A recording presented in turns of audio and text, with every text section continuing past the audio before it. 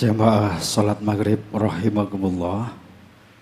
Monggo barangkali tidak ada udzur dipersilakan untuk mengikuti kajian ba'da maghrib, yaitu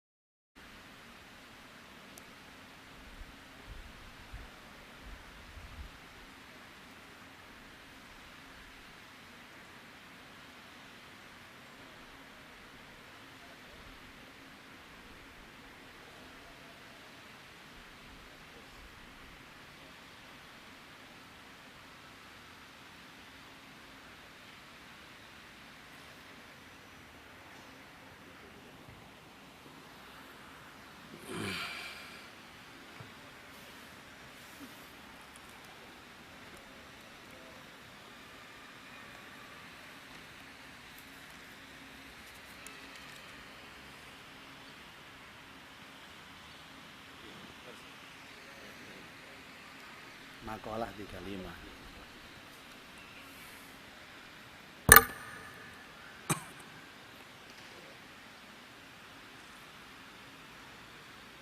Assalamualaikum warahmatullahi wabarakatuh. Bismillahirrahmanirrahim. Alhamdulillahirabbil alamin, wassalatu wassalamu ala asrafil anbiya'i wal mursalin wa ala alihi wa sahbihi ajmain, amma ba'du. Hadirin muhtarumin yang terhormat, Bapak Kiai Haji Ahmad Muzaki STHI Al-Hafidh, yang kami hormati para jamaah Masjid Nasional Al-Akbar Surabaya, para pemirsa Al-Akbar TV dan Madu TV dimanapun berada. Syukur alhamdulillah, pada malam hari ini marilah kita panjatkan puji syukur kehadirat Allah Subhanahu wa Ta'ala yang mana telah melimpahkan rahmat, taufik, hidayah serta inayahnya, sehingga atas rahmat dan nikmat yang telah diberikan kepada kita bersama, kita bisa mengikuti ngaji kitab Nasoihul Ibad yang pada malam hari ini Senin tanggal 16 Oktober 2023 kita bisa hadir di ruang utama Masjid Nasional Al-Akbar Surabaya guna mengikuti ngaji kitab Nasoihul Ibad yang pada malam hari ini sampai pada makalah yang ke-35, yaitu tentang hakikat agama, yang langsung akan disampaikan oleh beliau yang terhormat Al-Mukarram Bapak Kiai Haji Ahmad Muzaki STHI Al-Hafidh. Kepada beliau kami persilahkan. Assalamualaikum warahmatullahi wabarakatuh. Bismillahirrahmanirrahim. Alhamdulillahi rabbil alamin. Wassalatu wassalamu ala asyrafil anbiya wal mursalin, Sayyidina wa maulana Muhammad wa ala alihi wa sahbihi ajma'in. Subhanaka la ilma lana illa ma'alamtana innaka antal alimul hakim. Rabbi shrah li sadri wa yassir li amri wahlul 'uqdatam min lisani yafqahu qawli bi rahmatika ya arhamar rahimin, amma ba'du. Ma'asyiral muslimin wal muslimat, jamaah Masjid Nasional Al-Akbar Surabaya, baik yang mengikuti pengajian ini secara langsung maupun yang berada di rumah masing-masing, yang insya Allah semua dirahmati Allah. Kita bersyukur bahwa malam ini kita ditakdirkan Allah untuk melaksanakan ibadah yang sangat mulia, yakni sholat berjamaah. Kemudian sambil menunggu waktu berikutnya, kita juga berada di majelis ilmu dengan niat iktikaf, dengan niat menunggu waktu sholat. Semoga apa yang kita lakukan ini menambah keberkahan di dalam kehidupan kita, dapat menguatkan iman Islam kita, dapat menjadikan kita menjadi hamba-hamba yang istiqomah. Yang ini yang kita harapkan bisa menjadikan tabungan akhirat kita nanti di hadapan Allah Subhanahu wa ta'ala. Karenanya marilah kita buka majelis mulia ini bersama-sama dengan membaca Ummul Quran. Al-Fatihah. A'udzubillahi minasyaitonirrajim. Bismillahirrahmanirrahim. Alhamdulillahirabbil alamin arrahmanirrahim. Iyyaka na'budu wa iyyaka nasta'in ihdinas shiratal mustaqim. Shiratal ladzina an'amta 'alaihim. Dan hari ini kita akan melanjutkan tentang maqalah yang ke-35 dari Hamid Al-Laqaf yang menjelaskan tentang hakikat agama. Kemarin pada pertemuan yang lalu tentang agama itu bisa disebut dengan syariat, sesuatu yang ditaati, sesuatu yang mengikat terkait dengan perintah dan larangan, itu namanya syariat. Kemudian agama dalam konteks kebiasaan maka disebut dengan millah. Dan agama di dalam sudut pandang bagaimana kita mengambil dalil atau pendapat maka disebut dengan madhab.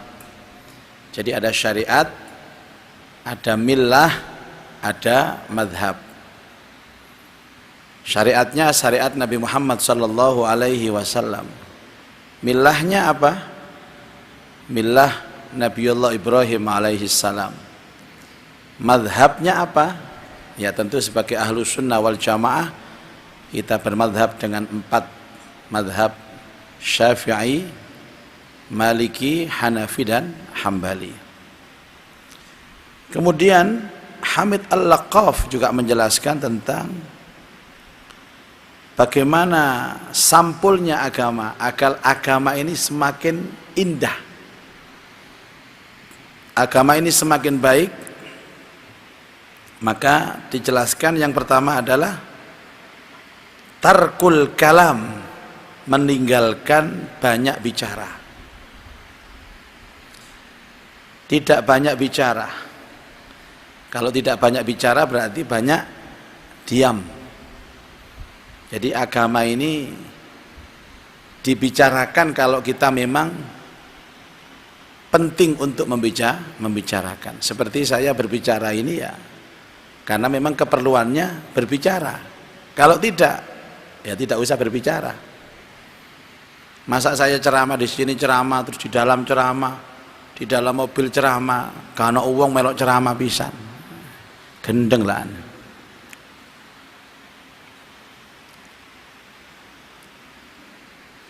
Illa ma la budda minhu, kecuali dia perlu untuk ngomong. Dia perlu untuk ngomong. Ini gak perlu, tidak usah ngomong. Itulah sampulnya agama. Dan kemarin pun saya sampaikan bahwa jangan berdebat urusan agama.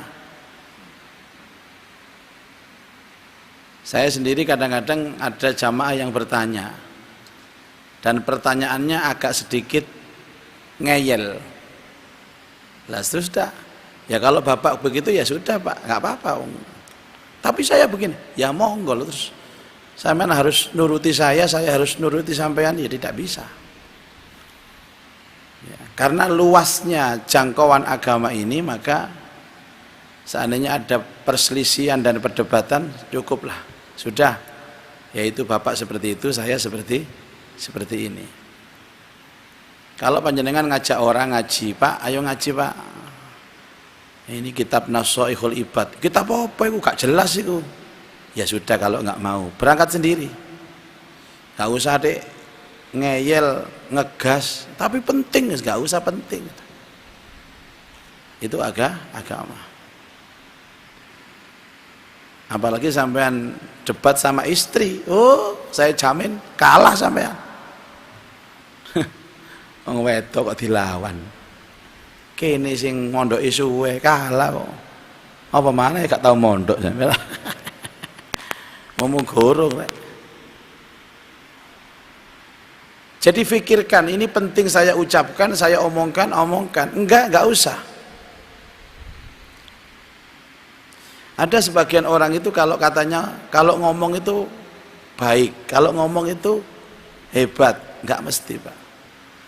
Justru diam itu baik, diam itu hebat.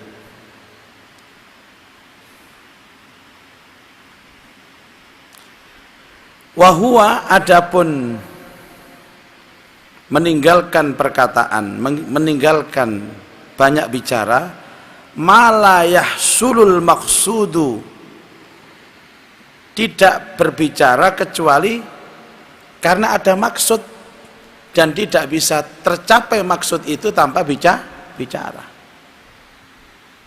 Misalkan saya tahu kalau rumus hidup itu jangan banyak bicara, terus saya diundang ceramah Pak, lumrahnya ceramah di Surabaya sekitarnya ini 1 jam 1,5 jam.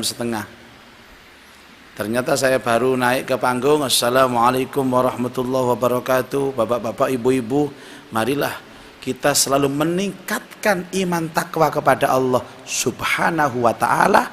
Wassalamualaikum warahmatullahi wabarakatuh.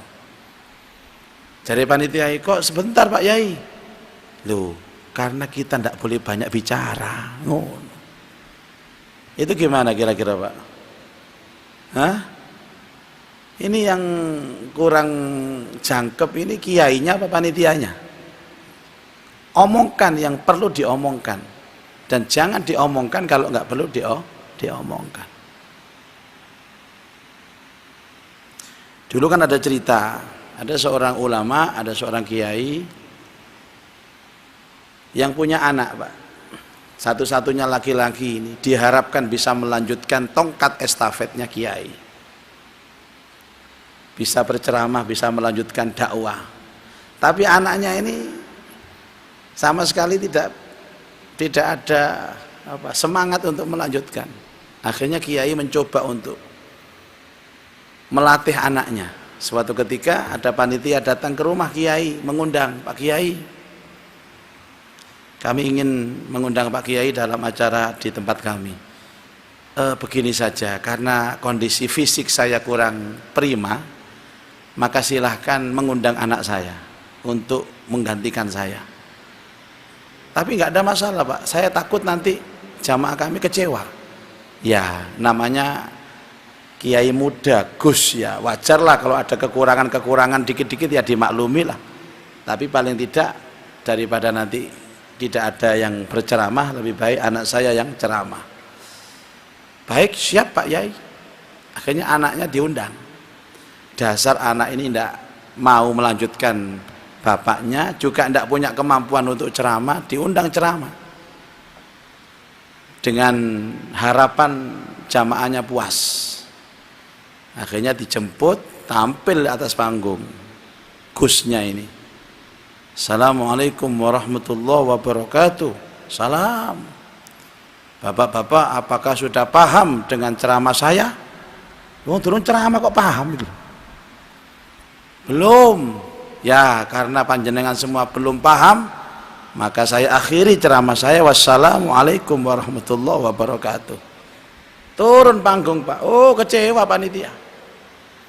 Akhirnya panitia protes kepada Pak Kiai. Pak Kiai gimana ini? Tampil hanya 1 menit. Ngomong apa anak saya kemarin? Bapak Ibu apa sudah paham? Wong belum ceramah kok tanya sudah paham. Ya sontak jamaahnya bilang belum. Terus setelah itu assalamualaikum. Nah, cari kiai ini. Nah, gini aja caranya. nanti undang lagi anak saya itu. Kalau dia bertanya seperti itu, Bapak Ibu apa sudah paham ceramah saya? Bilang sudah. Kan kemarin belum. Dia turun, bilang sudah. Ngoten nggih Yai? Ye. Diundang lagi, Pak. Naik panggung sudah. Assalamualaikum warahmatullahi wabarakatuh. Salam warahmatullahi. Bagaimana Bapak Ibu, apakah sudah paham dengan ceramah saya? Sudah. Karena semua sudah paham, saya akhiri. Wassalamualaikum warahmatullahi wabarakatuh. Cari jamaah. Ini kiai opo? Protes kepada kiai, gimana ini? Kemarin 1 menit, sekarang 1 menit setengah. Turun lagi. Ngomong apa anak saya? Ya itu. Sesuai dengan arahan Pak Kiai, kalau dia ngomong, apa sudah paham? Sudah. Tambah langsung assalamualaikum. Gimana Pak Kiai? Gini aja. Undang lagi anak saya. Kalau dia bertanya dengan pertanyaan yang sama, Bapak Ibu apa sudah paham ceramah saya? Yang laki-laki bilang paham. Yang perempuan bilang belum.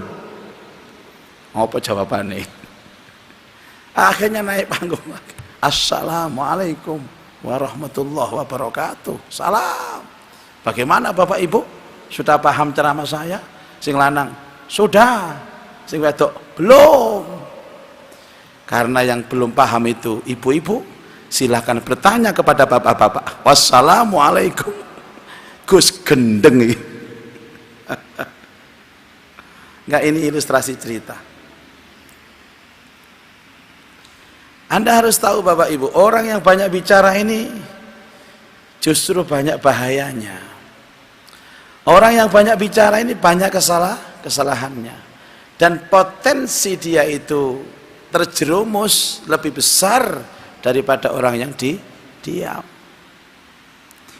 Dan agama ini adalah diam. Ada satu makalah, as-sukutu taslam. Diam itu menyelamatkan kamu. Dalam bahasa modern, diam adalah emas, atau ucapanmu adalah, atau mulutmu adalah harimaumu. Dan agama itu cenderung diam. Makanya rumus agama ini bukan untuk berdebat, bukan untuk saling mencelah dan mengklaim dirinya benar, tapi agama ini adalah untuk dipelajari, untuk dipahami, untuk diyakini, untuk diamalkan, dan untuk dinikmati. Ada orang yang masing-masing merasakan kenikmatan beragama. Misal masalah pernikahan, yang satu bicara nikah itu enak mas, enak nikah itu mas, pokoknya pol nikmati, enak pokoknya. Gak enak blas. Wah, aku nyesel aku nikahi. Masing-masing punya pendapat sendiri-sendiri, dan panjenengan sampai kiamat tidak bisa menyatukan pendapat ini, karena ini masalah rasa. Makanya saya sering mengatakan bahwa saya ini ingin menyuguhkan kepada jamaah tentang menunya berupa nasihat agama. Yang namanya menu, Pak, saya sudah ngeracik ini, Pak. Kalau bahan bakunya sudah ada dalam kitab ini, kan bahan baku ini, saya ngeracik dengan gaya saya, dengan segala kemampuan saya suguhkan kepada panjenengan. Misalkan racikan itu saya namakan dengan soto ayam, Anda makan, ada yang cocok, ada yang nggak cocok, ada yang cocoknya 100%, ada yang cuma 50%. Ya. Ada yang soto yang saya suguhkan itu kemudian bermanfaat bagi dirinya, menjadi kekuatan, dia bisa kerja semangat, bisa ibadah semangat. Bahkan mungkin ada yang nggak cocok dengan suguhan saya, dia makan akhirnya perutnya sakit, murus. Ya inilah hidup itu. Makanya masing-masing umat ini kan menemukan pijakan agama dari sumber yang berbeda. Jadi saya punya kawan di pondok, Pak, ini, Pak. Mudah-mudahan kawan saya nggak nonton ini. Di pondok ini dia tidak pernah ngaji, Pak. Sekolah bolos terus. Isinya melanggar terus pokoknya. Waktu sekolah jalan-jalan, waktu ngaji jalan-jalan. Intinya anak ini nakal, Pak. Tapi ketika dia pulang karena orang tuanya kiai punya pondok, akhirnya dia menjadi orang yang terhormat. Tamunya banyak, Pak. Jamaahnya banyak. Sampai dia terkenal, kemudian kami ini seangkatan pondoknya. Mosok dek nang pondok gak tahu ngaji. Isinya melanggar terus, tapi dia sekarang terhormat. Ya kan? Ya kita nggak tahu, Pak. Sementara yang sergap-sergap ngaji ini nggak punya jamaah di rumah. Nah, maaf, panggilannya ini kalau istilah orang Madura itu kacong. Kacong. Nah, kami suatu ketika datang ke rumahnya, ya karena waktu di pondok itu akrab, ya kita langsung cong kacong. Jamaahnya banyak, ada yang nyebut cong kacong. Langsung, ojo nyelok kacong, kiai kan dulu. Jadi ada orang yang di satu tempat itu tidak dihormati, tapi di satu tempat dia dihormati. Ya sama Bapak Ibu, ya jangan dikira kiai yang kita puja-puja itu kemudian dia dipuja di tempat yang lain, belum tentu, Pak. Bisa jadi di tempat yang lain dia justru tidak punya wibawa. Maksudnya depan istri, Pak, itu. Kemarin ada yang protes ke saya. Ada satu VT di dalam TikTok. Ada seorang yang mencela salah satu habib ulama. Padahal habib ulama ini sangat dihormati. Kemudian, gimana Ustadz pendapat sampean? Ini kan orang baik, kenapa dicela orang? Kenapa Mas Ahmad? Tidak ada orang sebaik Rasulullah Sallallahu Alaihi Wasallam. Itu pun juga masih dicela. Makanya saya tidak sependapat, tidak suka dengan orang yang fanatik, itu nggak suka saya, Pak. Yang Anda fanatiki loh, entute ya gak enak ambune, ngono loh.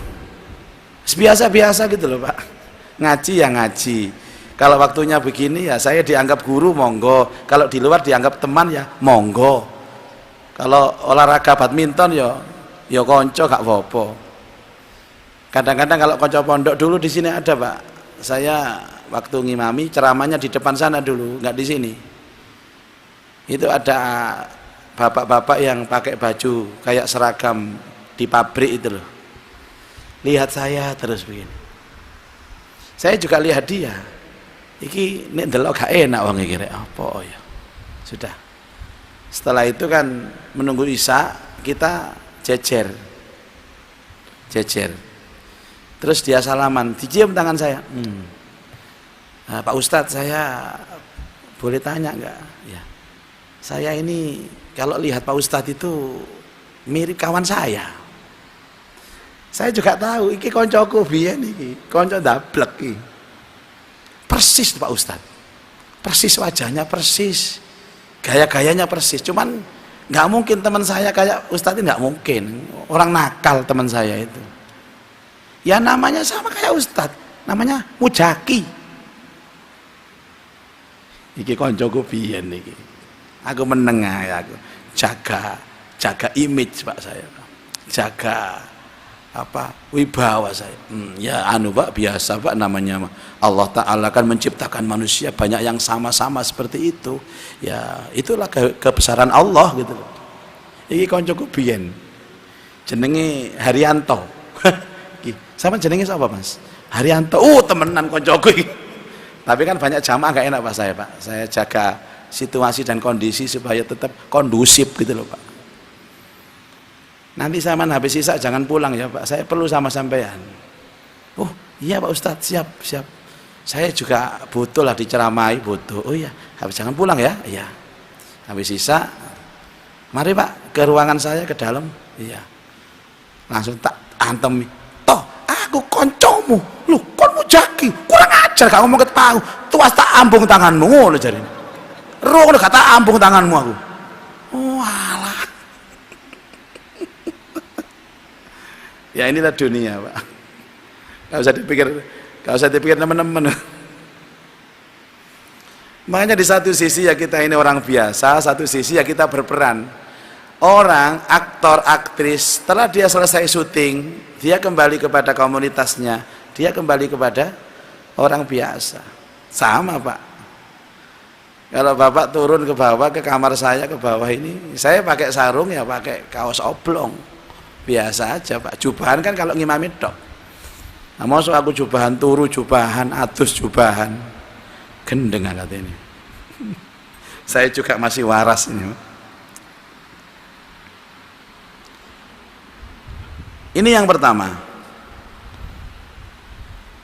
Qala Sulaiman alaihi salam au Luqman, idza kana al-kalamu min fiddatin, jika berbicara itu ibarat perak, wa kana sukutu min zahabin, maka diam adalah emas. Misalkan Anda berbicara itu penting, maka dianggap itu perak. Tapi betapa mahalnya perak, masih tetap mahalnya emas. Kalau memang berbicara itu perak, maka diam itu adalah emas. Wal makna, adapun maknanya, idza kanal kalamu fil khair, jika ada ucapan di dalam kebaikan itu kal fiddah, seperti perak, hasanan, baiknya, wa kana sukutu anis syarri, maka diam dari keburukan, kazzahabi fil hasani, seperti emas di dalam kebaikannya. Jadi perbandingannya, kalau panjenengan ngomong baik itu perak, tapi kalau diam dalam urusan keburukan itu emas.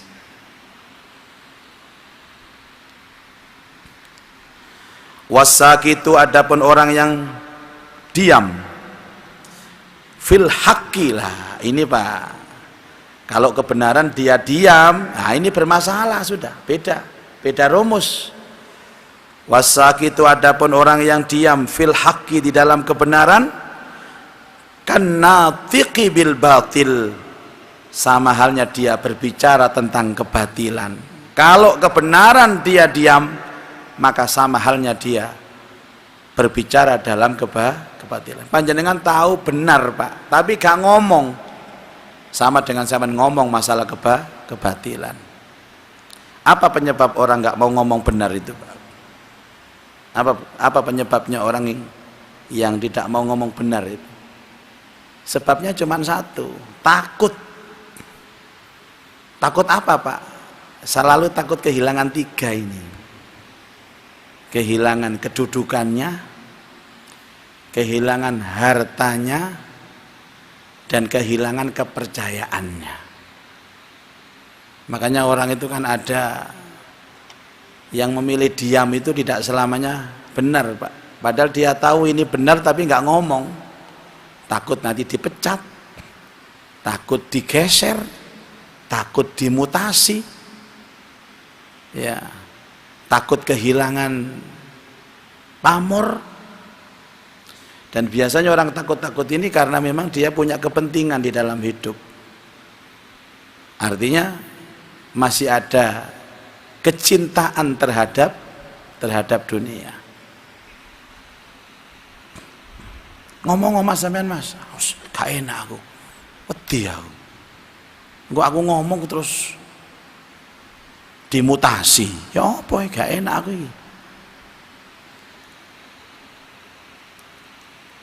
Padahal orang-orang yang tidak ada kepentingan apapun dalam hidup ini tidak akan pernah terhalang dia ngomong apapun, apalagi urusan kebenaran. Saya membaca karakter manusia, Bapak Ibu, ya. Makanya saya ini kadang-kadang tidak berani menyalahkan orang yang ada di atas sana. Dulu saya punya kawan ini sangat idealis. A ya A, B ya B. Pokoknya lurus Bapak Ibu. Tapi kemudian dia ditarik, ya, dia bergabung dengan pemerintah ya, dalam sebuah jabatan khusus tertentu. Yang sebelum dia menjabat di sana, dia selalu menjadi kritikus, suka mengkritik, suka memberi masukan-masukan. Tapi pada saat dia berada di situ, mbok menewang tok Pak di sini Pak. Banyak kemungkaran-kemungkaran terjadi, justru dia tidak berani ngomong. Padahal dia punya otoritas untuk ngomong di situ. Pernah saya, Mas sama niki ya apa sih, seru salah kok. Ya aku ya apa ya Mas iki, aku iki bingung ya. Aku nek ngomong rada keras kok, aku ya apa ya. Padahal dulunya itu nek ngomong tajam Pak. Ya sama kalau kita sekarang, saya ini ngomong tajam karena saya nggak jadi apa-apa Pak. Nggak ada yang saya bebani, haram, haram. Barang saya diangkat jadi pejabat, haramnya jadi halom, halom. Sudah pelat, pelo. Sudah naik jabatan lagi bau halal. Jadi dari haram, halom, halal. Ini haram, haram, haram. Bien turun tadi apa-apa, barang diangkat beda lagi. Kan begitu. Maka diingatkan orang yang diam ya di dalam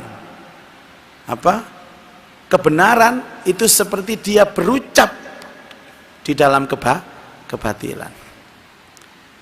Wis milih amane Mas, wis milih amane wis menengo ae, menengo. Hati-hati. Jadi banyak perubahan-perubahan ketika dia belum mendapatkan fasilitas dengan setelah mendapatkan fasilitas, terutama dalam prinsip hidup dan komitmen. Nah, orang yang seperti ini saya dengar istilahnya itu muntaber, munafik tapi berhasil ya ini. Ada ya. Dan sekarang ini konangan Pak sampean Pak, karena jejak digital itu tidak bisa dihapus. Saya bicara begini di video loh Pak. Nanti kalau saya diangkat jadi nggak tahu ya 2024 terus Menteri Agama Pak Muzaki itu kan enggak. Kalau saya berubah ketika berceramah di sini dengan nanti pidato Menteri Agama kok saya munafik gitu aja. Enggak usah sampean, enggak usah. Sampean WA saya, Anda muntaber Pak, munafik tapi berhasil.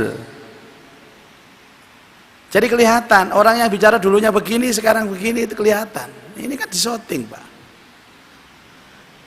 Anehnya dia sendiri tidak sadar kalau dulu jejak digitalnya sudah terekam dan tidak mungkin bisa dihapus. Loh, dulu Bapak kan pernah mengharamkan ini. Kenapa sekarang kok jadi halal Pak? Kan dulu Mas. Dulu sama sekarang beda. Dan karena dia sudah menyandang titel apa kiai atau profesor lah, dia cari dalil untuk pembenaran dirinya. Waduh, ini bahaya Pak. Orang seperti ini orang yang paling berbahaya. Makanya ada ulama dulu itu guyonannya, kalau ada sesuatu orang, Pak Kiai, saya ini mau mengadakan acara, tapi katanya acara saya ini ada semacam judinya Pak Yai. Tapi kami mohon fatwa kepada Pak Yai, gimana judi ini hukumnya dalam agama apa Pak Kiai? Anda pengen halal apa haram? Loh, gimana maksudnya? Ya kalau halal biayanya sekian, kalau haram agak murah. Loh, ini perdagangan fatwa namanya Pak. Ya, ya Allah. Jadi dia makan uang dari fatwa. Yang kedua, watarkud dunia, meninggalkan urusan-urusan dunia, minal umtiah, dari segala perhiasannya. Yang dimaksud dunia ini Bapak Ibu yang sering kita bahas, bukan meninggalkan dunia dalam aktivitas kewajiban kita terhadap dunia, tapi yang dimaksud adalah berlebih-lebihan terhadap dunia. Kalau kita bisa cukup dengan 1 piring, ya ndak usah 2 piring. Itu loh Pak. Kalau memang kita cukup dengan 1 kendaraan, ya tidak usah 2 kendaraan. Yang bikin macet itu kan bukan orang yang tidak punya mobil Pak, orang yang punya mobil banyak itu loh. Yang cukup dengan 1 istri, ya 1 aja Pak Yahya, tidak usah nambah. Kasihan yang belum menikah. Yang kedua, kita mencari dunia karena hajat kita di situ. Illa ma la budda minhu, kecuali kita memang butuh itu Pak. Kita cari uang untuk sekolah anak, untuk mondoknya anak. Kita punya orang tua yang mungkin sudah pensiun yang harus kita support, maka kita butuh itu. Terkadang kita ditanya sama istri, jenengan niku mulai isuk sampai dalu gak mulai-mulai iku. Di belakang saya ini banyak tanggungan-tanggungan. Ada sampean istri, ada anak-anak, ada ibu, ada mertua, ada tetangga yang tidak mampu. Yang saya meyakini bahwa wasilah atau perantara rezeki mereka itu dari saya. Itu loh Pak. Jadi bukan untuk diri sendiri. Itu namanya saya bekerja keras untuk itu. Wa huwa ma la tahsulul hajatu illa bihi, yang tidak mungkin hajat itu terpenuhi kecuali dengan mencari dunia. Ada sebagian kawan-kawan kita ini Pak yang sudah selesai di kantor, di pabrik, dia nggak pulang, langsung gojek, jadi ojol. Ya, terus pernah diskusi, sama ini memang kerjanya ojol. Enggak Pak, saya ini di pabrik, tapi setelah itu saya tetap cari tambahan penghasilan. Kenapa? Enggak cukup kerja di pabrik. Sebenarnya kalau untuk keluarga saya cukup, tapi saya banyak tanggungan Pak. Saya nanggung adik saya nanggung ini, saya nanggung itu. Ini orang seperti ini Pak yang benar-benar pejuang itu ya begitu. Dan bagi dia mencari dunia yang dari pagi sampai malam itu wajib. Bagi dia menurut saya, bagi saya menurut untuk orang seperti dia, ngaji ini nggak wajib. Justru yang wajib bekerja. Bahkan ada dulu kawan kita ini kan yang selalu sampai kerjaannya itu di bulan Ramadan tidak pernah libur. Selesai kerja jam 9, dia bilang kepada saya, gimana Ustadz, saya tidak pernah terawih sama sekali 1 bulan. Saya bilang, terawih untuk sampean bebas, sampean boleh nggak terawih, karena bekerja bagi dia lebih baik daripada terawih. Tanggungannya akeh Pak. Oh enggak apa-apa Pak, saya enggak apa-apa, ya kan? Jadi jangan dikira ngaji ini yang terbaik, sholat yang terbaik. Enggak. Kadang-kadang ada orang bekerja itu lebih baik daripada dia pengajian seperti ini. Sebagian dari teman-teman. Karena tanggungannya banyak, kebutuhannya juga banyak. Akhirnya gak tahu terawih terus. Nah, sing gak keliru Pak, dicerita-cerita no koncone, jari Ustadz Muzaki gak terawih gak apa-apa, nyambut gawe terus saya. Padahal itu fikih untuk dia khusus Pak, bukan untuk orang lain. Ada fikih khusus, ada fikih umum. Dianterai. Yang ketiga, apa sampul agama itu? Watarku mukhalatatin nas. Dia meninggalkan banyak kumpul-kumpul dengan manusia. Illa ma la budda minhu, kecuali memang dia butuh untuk kumpul-kumpul itu. Jadi aslinya Pak, nongkrong-nongkrong itu kan nggak boleh dalam agama, kecuali kalau dia butuh dengan pergaulan itu. Ini artinya apa? Pelajaran penting, maka jangan salah pilih pergaulan, jangan salah pilih teman duduk. Karena itu Pak, panjenengan ini kan gini, saya tanya, ada banyak orang yang merasa dia rugi dalam hidup ini. dan banyak kehilangan waktunya. Kenapa? Banyak nongkrong, dan nongkrongnya itu nggak ada manfaatnya. Sering geger sampai bojo gara-gara sering nongkrong.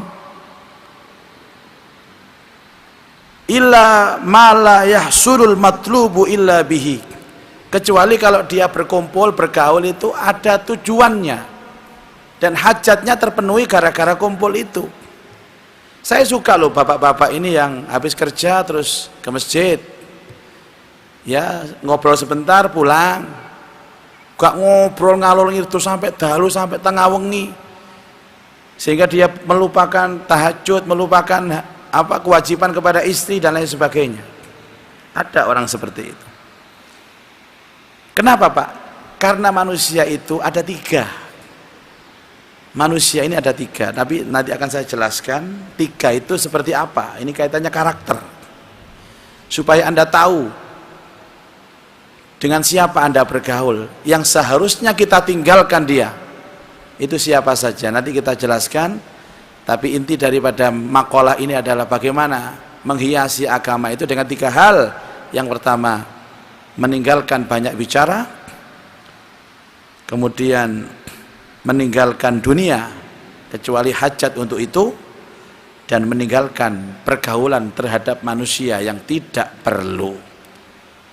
Ingat Bapak Ibu, kesempatan kita hidup ini amat sangat terbatas, sementara waktu berjalan sangat cepat. Maka pandai-pandailah untuk bersikap, pandai-pandailah untuk berbuat, dan agama memberikan koridornya. Jangan banyak bicara, sebisa mungkin kita menghindari dunia kecuali yang butuh, dan menghindari pergaulan kepada manusia yang tidak penting. Wallahu alam bisawab. Ke depan nanti kita akan belajar tentang karakter manusia di dalam agama ini seperti apa. Wallahu alam bisawab. Tapi mungkin 3 Senin yang akan datang Pak, karena Senin besok saya izin ke Turki, ya Turki, kemudian datang dari Turki langsung ke Jambi selama seminggu, datang dari Jambi terus ke Thailand selama 5 hari, terus kemudian ke Maroko selama seminggu, dan ini masih nunggu visa dari Israel. Tanggal 20 November itu rencananya kita berangkat ke Palestina, tapi ini yang mungkin akan kita tunda dengan kondisi yang sekarang ini yang belum aman. Insya Allah kita ketemu lagi 3 Senin atau 4 Senin yang akan datang. Wallahu alam bisawab. Mungkin ada yang ingin didiskusikan, saya persilahkan. Iya, monggo yang mau bertanya. Waktu cuma 5 menit.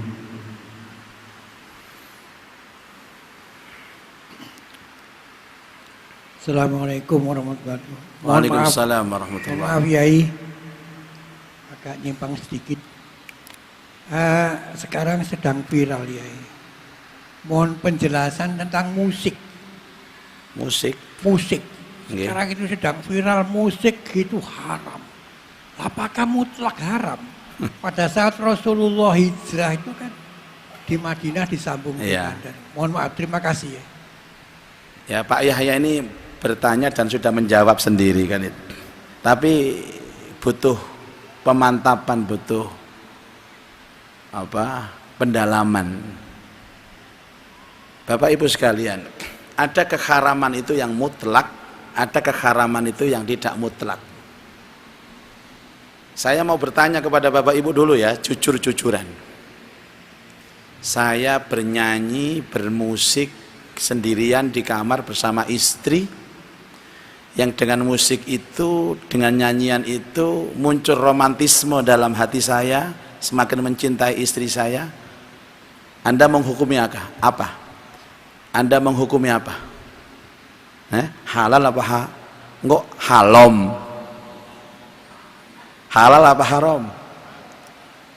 Oke. Kemudian saya ini paling suka Pak kalau istri saya berjoget India. Ya, ada musik India, dia berjoget, dia istri saya berjoget di depan saya, joget India dengan musik-musik yang aduhai gitu. Anda kalau jadi Dewan Fatwa Majelis Ulama mengharamkan itu atau tidak? Istri saya bernyanyi, berjoget di depan saya. Nah, yang bermasalah itu istri saya berjoget di depan umum. Ini loh Pak. Makanya ada keharaman itu yang taghayyurat, yang selalu berubah tergantung kondisi tertentu. Saya mengatakan bahwa musik selamanya menjadi perdebatan dan ini khilaf, jangan dimutlakkan keharamannya. Maaf Bapak Ibu, di Masjid Al-Akbar dulu itu ada, kita bilang kecolongan Pak, kecolongan ustadz. Musik haram, musik haram, musik haram. Tapi pada suatu ketika sang ustadz ini adiknya menikah. Saya datang. Di dalam pernikahan adiknya ini, segala musik ada Pak Yahya, gambusan macam-macam. Dan dia di situ Pak. Bro, jejak digitalmu masih ada loh mengharamkan musik. Kalau dia memang benar-benar objektif dan dia tetap istiqomah dengan fatwa keharaman, dia tidak boleh hadir di majelis itu Pak. Yang jadi mangkel di hati, jangan mangkel tapi Pak ya. Untuk orang lain haram, untuk dirinya halal. Nanti bisa ditanyakan kepada ustadz yang ahli fikih dan pasti jawabannya tidak mutlak. Di mana kita ini mendengarkannya. Panjenengan dulu ada seorang ulama Bapak Ibu, namanya Gusmi itu. Di kamarnya itu semua koleksi musik-musik klasik, musik-musik barat sana.